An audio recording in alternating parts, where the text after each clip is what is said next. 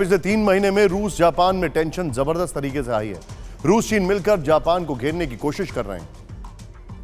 रूस जापान में tension high, जरा ध्यान से देखिए। अब आपको जो फैक्ट्स दिखा रहे हैं, नंबर 1 जो पहली चीज हम आपको बता रहे हैं, 5 सितंबर 2022 रूस और चीन की नौसेना का जापान सागर में युद्ध अभ्यास हुआ। रूस चीन के 6 युद्धपोतों ने की थी वॉर एक्सरसाइज वोस्टॉक 2022। युद्ध अभ्यास से इलाके में माहौल गर्म हुआ। 30 नवंबर 2022 जापान सागर के आसमान में उड़े रूस और चीन के बॉम्बर्स। ये बहुत फाइन डिटेलिंग हम आपको बता रहे हैं। H-6 बॉम्बर्स, Tu-95 बॉम्बर्स की डेंजरस उड़ान। पहली बार रूस चीन के हवाई क्षेत्रों में क्रॉस लैंडिंग। जवाब में दक्षिण कोरिया जापान ने फाइटर जेट उड़ाए। कुछ यही तो नहीं हुआ था 24 फरवरी से पहले? सोचिए आप, हुआ था कि नहीं? वॉर ड्रिल चल रही थी, बहुत सारी चीजें हो रही थी। यही तो होता है बिल्डअप। अब बड़ा सवाल क्या है, सीधे देखिए। बड़ा सवाल यह है, जापान प्लस अमेरिका वर्सेस रूस प्लस चीन। 2023 में यह कैसा नया वॉर फ्रंट बनता दिख रहा है? क्या तनाव सिर्फ रूस और जापान में बढ़ रहा है या जापान और चीन में भी टेंशन आई है? और अमेरिका ऐसे में क्या करेगा? यह बड़ा वैलिड सवाल है। इस सब के बीच में एक और बड़ी खबर, पैसिफिक सीन में चीन और जापान के बीच tension all time high.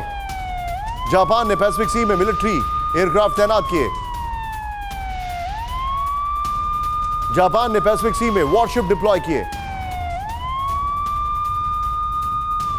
Pacific sea में चीन ने की नेवी के मूवमेंट को ट्रैक करेगी जापान।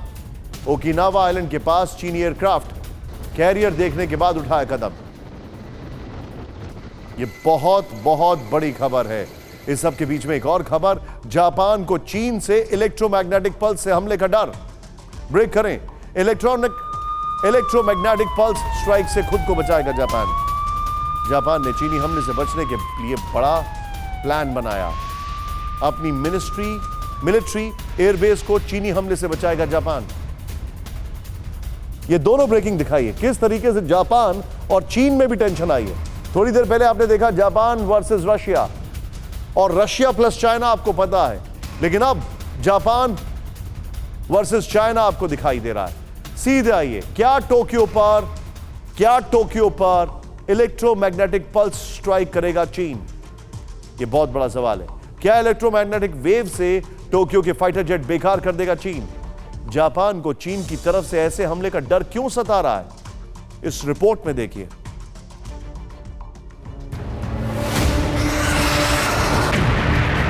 क्या चीन जापान की कम्युनिकेशन और रडार सिस्टम नष्ट कर देगा? क्या चीन जापानी फाइटर जेट को ऑपरेशन लायक नहीं छोड़ेगा? क्या चीन ऐसा हमला करके जापान को पाषाण युग में भेज देगा?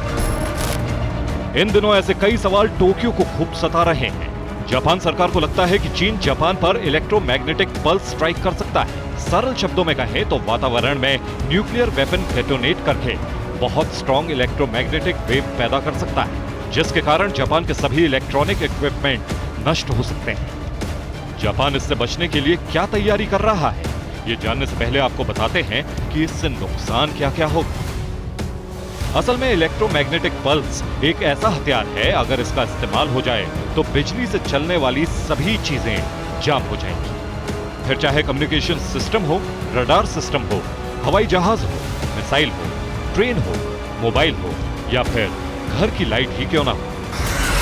ऐसे में जिस देश पर यह हमला होगा वो फिर से पुराने जमाने की तरह जीने को मजबूर हो जाएगा। जापान को लगता है कि आने वाले दिनों में चीन से उसे ऐसे ही खतरे का सामना करना पड़ सकता है, और तब चीन के सबसे ज्यादा टारगेट पर जापान के एयर, मिलिट्री और नेवी बेस हो सकते हैं। इसलिए जापान ने अभी से इन हमलों से बचने का प्लान बनाना शुरू कर दिया है। जापान ने घोषणा की है कि ग्राउंड सेल्फ डिफेंस फोर्स और मैरीटाइम सेल्फ डिफेंस फोर्स के हेडक्वार्टर को ओकिनावा और क्यूशू रीजन में साल 2028 तक 4 अंडरग्राउंड फैसिलिटी में रिलोकेट किया जाएगा। इसके अलावा जापान के एयर सेल्फ डिफेंस फोर्स के 5 बेस को साल 2029 तक इलेक्ट्रोमैग्नेटिक पल्स हमलों के खिलाफ जवाबी कार्रवाई के लिए तैयार किया जाएगा।